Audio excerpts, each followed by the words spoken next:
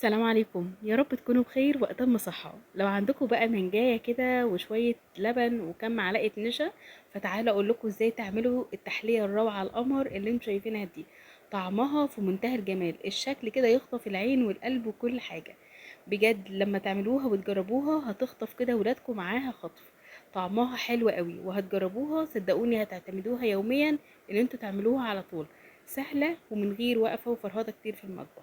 تابعوا معايا الفيديو للاخر. لو انتوا لسه اول مره تشوفوني، انا اسمي فريده ودي قناتي. اعملوا لايك واشتراك ويلا بينا على طول على الفيديو. في حله كده على البارد هنزل عندي بكوبايتين من اللبن، عليهم كوبايه من الميه. بعد كده هنزل عندي بالنشا. هستعمل الكوبايات والمعالق المعياريه. هنزل بثلاث معالق كبيره من النشا. بعد كده هنزل عندي بأربع معالق كبار معيارية من السكر الحبيبات العادي. السكر هنا نسبي، ممكن تزودوا معلقة أو ممكن تقللوا معلقة، بس هو هنا كان سكره مظبوط خالص. عليهم بقى كام نقطة كده من الفانيليا عشان تديها نكهة حلوة. وهقلب كل المكونات دي كده على البارد. وبعد كده هشغل عليهم النار اول ما اتاكد ان النشا بتاعتي دابت تماما تماما. لان لو ما انا ما قلبتش كويس او النشا ما دابتش كويس هتكتل معايا كده في الحله بتاعتي من تحت والقوام مش هيكون كريمي زي ما احنا عاوزين.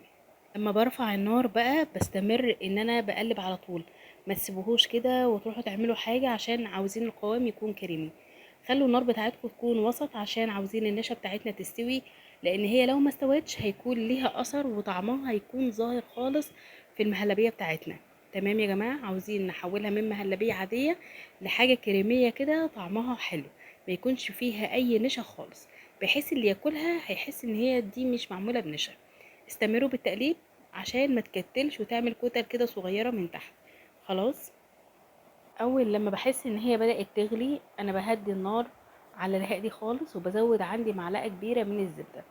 لو مفيش عندكم زبدة تقدروا تعملوا معلقة كبيرة من وش اللبن اللي هي القشطة. لو مفيش خالص ده او ده مفيش مشكلة، ممكن تستغنوا عنها. وبفضل اقلب بقى لحد لما الزبدة بتاعتي تدوب كويس قوي يا جماعة. بعد ما الزبدة بتاعتي بتدوب كويس انا بفضل استمر بالتقليب كده مدة دقيقة واحدة على النار هادية لحد لما تبدأ تبقبق عندي من الجوانب زي ما انتوا شفتوا كده. تمام. وبعد كده بطفي النار وهصب كده بقى في كوباية عشان اقدر اوزع الخليط بسهولة خالص. استعملوا كاسات او كوبايات او اي اطباق عندكم متاحة للكلام ده.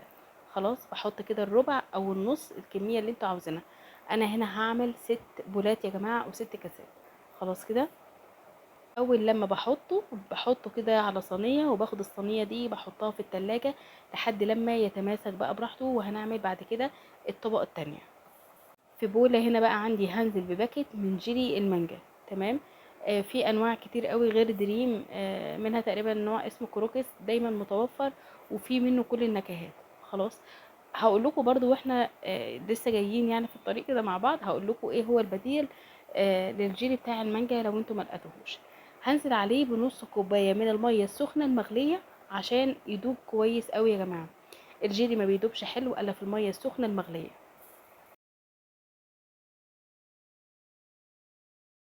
بعد كده بقى انا هنزل عندي بكوبايه ميه مثلجه ميه ساقعه.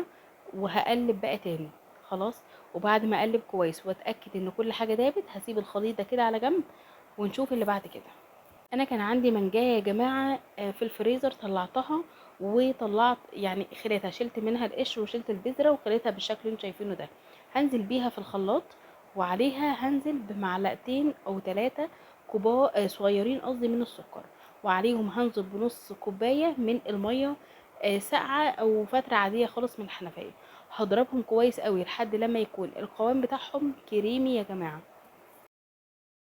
ده هنا القوام اللي انا عاوزاه.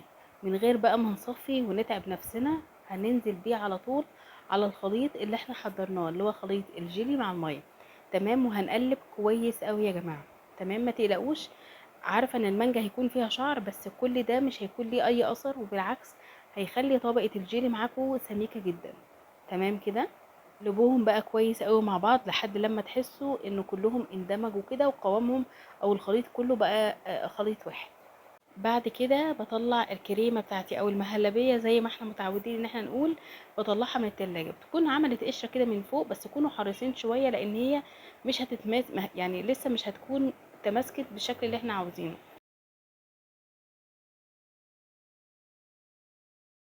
بعد كده بقى هحط عندي البولات دي او الكاسات، هحطهم في التلاجة. انا عملتهم بالليل وطلعتهم تاني يوم الصبح. تمام كده. بعد تاني يوم الصبح اللهم بارك الكريمه بتاعتي تماسكت قوي يا جماعه، هوريها لكم برده دلوقتي. شايفين لما بضغط عليها متماسكه ازاي؟ طيب هنا بقى كان معايا واحده مانجا، كان نوعها نعومي. النعومي يا جماعه ما بيسودش خالص. تمام. كانت بصراحه في الفريزر فطلعتها وقشرتها وهي مجمده، وبيبقى سهل عليكم ان انتوا تقشروها. وقطعتها برده كده قطع وهي مجمده. تمام كده. ده لو انتوا في حال ان انتوا ما عندكوش مانجا فريش والمانجا عندكم في الفريزر، هتتعاملوا معاها بالطريقه اللي انا قلت لكم عليها دي. قطعوها مكعبات تكون ظاهره قدامكم، مكعبات كبيره حلوه كده، ما تكونش صغيره عشان ما تميميش منكم. خلاص. وبنزل بقى بالكميه اللي انتوا عاوزينها، انزلوا بيها كده، حطوها في الكاسات بتاعتكم.